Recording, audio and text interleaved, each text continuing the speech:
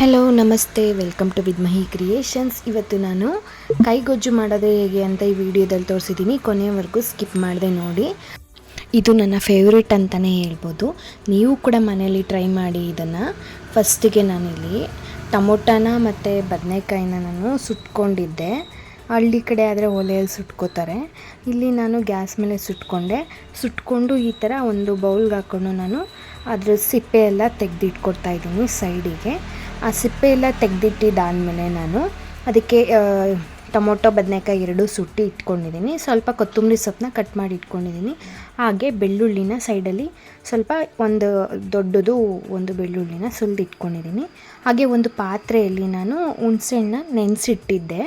ಆ ಹುಣಸೆಹಣ್ಣನ್ನು ನಾವು ನೀರಲ್ಲಿ ಮ್ಯಾಶ್ ಮಾಡ್ಕೋಬೇಕಾಗುತ್ತೆ. ಚೆನ್ನಾಗಿ ಮ್ಯಾಶ್ ಮಾಡಿಕೊಂಡು ಈ ಹುಣಸೆ ರಸ ಈ ಕಲರ್ ಬರೋ ಹಾಗೆ ನಾವು ಅದನ್ನು ಮ್ಯಾಶ್ ಮಾಡ್ಕೋಬೇಕು ಹುಣಸೆ ಹಣ್ಣನ್ನು ನಾವು. ನಂತರ ನಾನಿಲ್ಲಿ ಸಾಲ್ಟನ್ನು ಆ್ಯಡ್ ಮಾಡ್ತಾಯಿದ್ದೀನಿ ಹುಣಸೆ ರಸಕ್ಕೆ.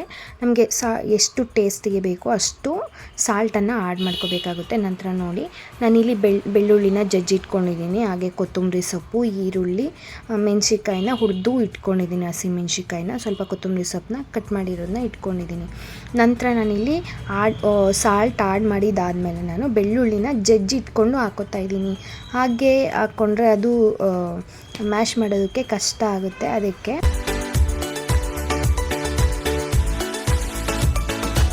ಆ ನಂತರ ನಾನು ಇಲ್ಲಿ ಹಸಿಮೆಣ್ಸಿಕಾಯಿನ ಆ್ಯಡ್ ಮಾಡಿದ್ದೀನಿ.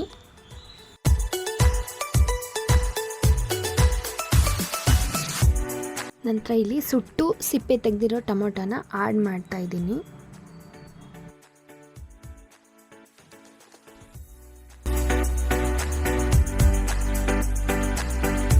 ನಂತರ ಇಲ್ಲಿ ಬದನೆಕಾಯಿನೂ ಕೂಡ ಆ್ಯಡ್ ಮಾಡ್ತಾ ಇದ್ದೀನಿ.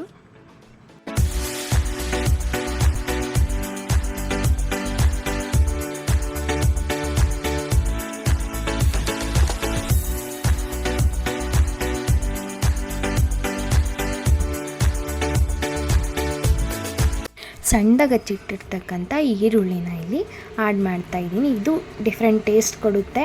ಇದು one of my favourite food ಅಂತಲೇ ಹೇಳ್ಬೋದು. ನನಗೆ ಅಮೃತ ಫೀಲ್ ಕೊಡುತ್ತೆ ಇದು. ನಂತರ ಇಲ್ಲಿ ನಾನು ಕೊತ್ತಂಬರಿ ಸೊಪ್ಪನ್ನ ಆ್ಯಡ್ ಮಾಡ್ತಾ ಇದ್ದೀನಿ. ನಮ್ಮ ಊರ ಸೈಡಲ್ಲಿ ಇದು ಇಷ್ಟಪಡದೆ ಇರೋರೇ ಇಲ್ಲ. ಇದು ಎಲ್ಲರಿಗೂ ಒಂಥರ ಫೇವ್ರೆಟ್ ಫುಡ್ ಥರ. ನೀವು ಕೂಡ ಒಂದ್ಸರಿ ಟ್ರೈ ಮಾಡಿ, ನೀವೇ ಹೇಳ್ತೀರಾ ಕಮೆಂಟ್ ಸೆಕ್ಷನಲ್ಲಿ ಹೇಗಿತ್ತು ಅಂತ ಹೇಳ್ಬಿಟ್ಟು. ಈ ವಿಡಿಯೋ ಏನಾದರೂ ನಿಮಗೆ ಇಷ್ಟ ಆಗಿದ್ರೆ ಲೈಕ್ ಮಾಡಿ, ಶೇರ್ ಮಾಡಿ, ಕಮೆಂಟ್ ಮಾಡಿ. ಹಾಗೆ ಪಕ್ಕದಲ್ಲಿ ಕಾಣುವಂಥ ಬೆಲ್ ಐಕನನ್ನು ಪ್ರೆಸ್ ಮಾಡಿ ಸಬ್ಸ್ಕ್ರೈಬ್ ಮಾಡ್ಕೊಳ್ಳಿ.